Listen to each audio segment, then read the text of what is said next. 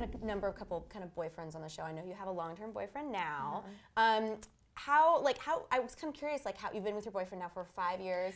Yeah, we've kind of been off and on, but 5 years total off and on. That's a good long amount of time, right? Yeah, it's been a long time, and it's hard, you know, like, it's hard for guys to really understand this industry and what I'm doing, and like, I'm going to parties or events all the time, and that's part of the job, and sometimes it doesn't really work too well with relationships, but, and, you know, we're not together all the time. We're always separated for months at a time, so it's really hard, and sometimes you kind of just grow apart. Yeah.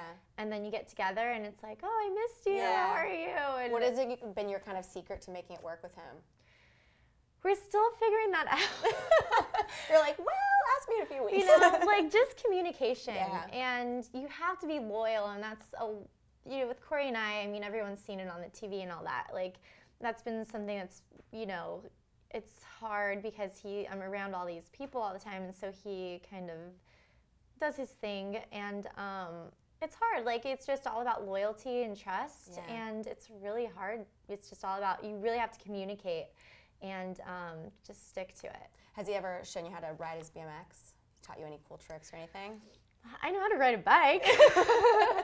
But none of the gnarly spins. No, I will never. I don't think that's really for me. Yeah. I like to watch, but I can never, like, go down one of those bowls and, like, woo, go up. Yeah, it's insane. I've watched, I've seen a couple of videos of your boyfriend, and I'm like, extreme sports. Yeah, do you get nervous watching it when he's doing it? I used to, but, you know, it's like, Corey's 30, he'll be 32, so he's very safe, and he knows his limits, and he's not gonna, like, jeopardize his life or his future. Yeah. But all these new young guys who are 17, 18, 19, they're just fearless, and they will go out there and do whatever. So I'm more nervous watching them. Yeah. Because Corey, I know, I trust him enough. Like, he's not gonna do anything dumb. Yeah. He knows what he's good at, and he's known as being a smooth rider. So. Yeah.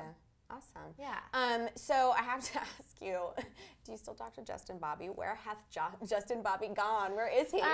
Gosh, Justin, that was, and on the show, like, Justin and I were kind of dating before the show.